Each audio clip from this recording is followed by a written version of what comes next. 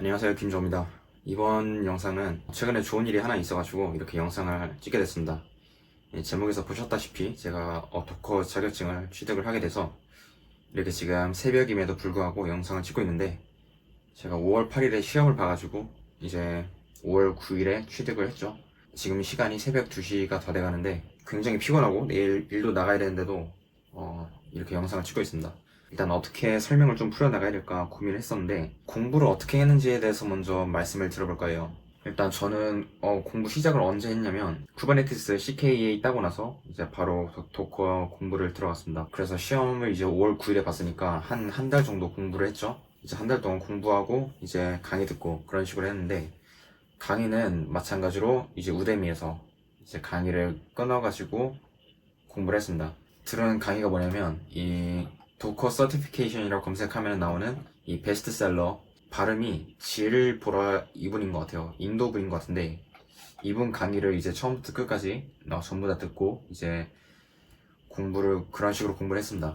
일단 한 달 걸렸는데, 제가 공부하면서 좀 느낀 점은 도커가 솔직히 쿠버네티스에 비해서는 좀 쉬웠어요. 한 달이 좀 걸렸지만 그래도 좀 개인적으로는 좀 쉬운 편이었다, 이렇게 좀 느꼈었고, 이 강의 같은 경우는 이제 도커, 그 다음에 클러스터, 도커, 그 다음에 클러스터, 네트워크 볼륨, 이제 도커 엔터프라이즈, 이렇게 구성이 되어 있습니다. 대략.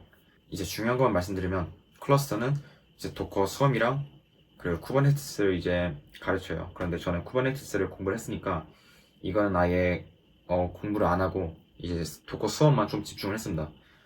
도커 수업 같은 경우는 좀 실습을 좀 많이 했어요. 그래서 디지털 오션에서 제가 클라우드 서버를 좀 빌려가지고 도커 클러스터를 구성해서 그렇게 좀 실습을 했습니다.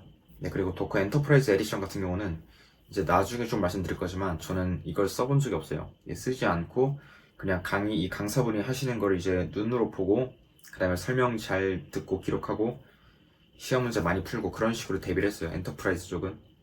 그래서 개인적으로 느낀 점은, 여러분이 쿠버네티스를 공부를 했으면은 아마 시간 절약을 좀 할 수 있을 거예요. 왜냐하면 쿠버네티스가 차지하는 비중이 좀 많거든요. 그런데 여러분들이 미리 공부를 해놨으면은 이제 그만큼 시간 절약하는 거죠. 또 하나 더 느낀 점은, 이제 도커를 맨 처음에 접했을 때 가지고 있는 의문이 되게 많았어요. 예를 들자면은 그 컨테이너가 호스트와 어떻게 이제 파일을 주고받을 수 있는지, 데이터를 주고받는지, 그런 거랑 호스트의 디바이스 장치, 예를 들자면 PCI 쪽에 있는 장치를 어떻게 이 컨테이너가 사용을 하는지, 이런 거에 대해서 좀 의문이 있었는데, 이번 강의를 들으면서 그런 의문점들이 많이 거의 다 해소가 됐습니다. 그래서 도움을 되게 많이 받았고, 시험에 대해서 좀 말씀드리면은, 이제 도커 시험이 이 부분이 좀 중요한 건데, 도커 시험이 이제 미란티스라는 회사에서 관리를 해요. 주관을 하고 발급을 합니다. 이게 왜 그러냐면, 제가 신문기사를 찾아보니까 2019년도에 그 도커에서 엔터프라이즈 사업부를 미란티스에다가 팔아버렸어요. 그래서 이 미란티스에서 이 엔터프라이즈와 마찬가지로, 그리고 이 자격증, 이 시험도 얘네가 주최를 하고 있는 것 같아요. 실제로 그렇게 하고 있고, 또 한 가지 말씀드리고 싶은 점은, 미란티스에서 도커 엔터프라이즈 에디션을 자기네들 MK이라 해가지고 미란티스 쿠버네티스 엔진 안에 약간 종속을 시킨 것 같아요. 이건 내피셜인데 종속을 시켜가지고, 그래서 약간 쓰기 어렵게 된 것 같아요, 이 개인이 사용하기에는. 그래서 저 같은 경우는 실습 같은 건 안 했어요, 도커 엔터프라이즈 에디션에 한해서. 그래서 실습은 안 하고 아까 말했다시피 그런 식으로 꼭 공부를 했습니다. 그래서 등록도 이제 도커 사이트가 아니라 미란티스 사이트에서 등록을 하고 시험 날짜 정하고 시험비 결제하는데 시험비가 30만 원이에요.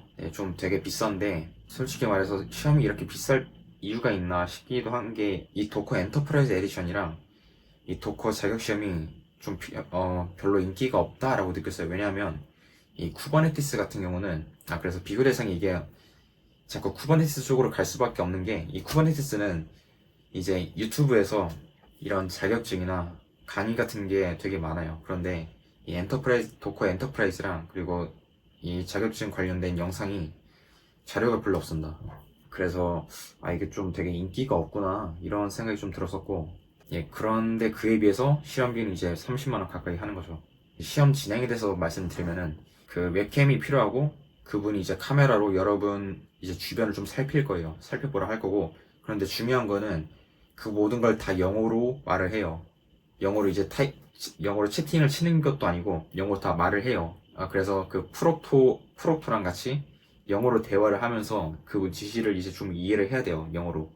그 부분이 좀 되게 난관이지 않을까 싶어요. 다른 사람들은. 그리고 시험 문제는 선택지가 이제 나오는데 이제 선택지가 나오고 이제 그게 맞냐 틀리냐를 선택하는 건데 이게 4가지 옵션이 있으면 이걸 전부 다 한꺼번에 보여주는 게 아니라 이게 하나씩 보여줘가지고 이게 맞는지 틀린지 그리고 그 다음에 이거 옵션을 하나만 보여줘가지고 이게 맞는지 틀린지 이렇게 하나씩 넘어가는 방식이어서 그래서 이게 필기시험이지만 준비를 좀 대충 해도 되지 않을까? 라고 생각이 들면서도 막상 이렇게 선택지를 하나만 보여주면은 어쩔 수 없이 되게 자세히 알 수밖에 없어요. 그래서 이 옵션 하나하나에 대해서 자세히 알아야지만 이 문제 하나를 맞출 수가 있는 거예요. 이게 실제로 타이핑 같은 걸 하진 않지만 소홀히 준비하면 안 된다. 이런 말씀을 좀 드리고 싶고 그리고 후바네시스 관련해서도 많지는 않은데 시험이 좀 나옵니다. 그래서 여러분들이 오브젝트에 대한 그런 이해도나 그 야무를 좀 보는 방법 그런 걸 좀 아셔야 될 것 같아요. 그리고 엔터프라이즈 에디션 내용이 좀 많이 나오는데 그 부분은 이제 아까 말씀드렸다시피 강사분 하는 거 많이 보시고 문제 많이 푸시면은 이제 어느 정도 좀 맞출 수 있을 겁니다. 그래서 이번 영상 이렇게 마무리하도록 하고 다음 시간에 뵙도록 하겠습니다.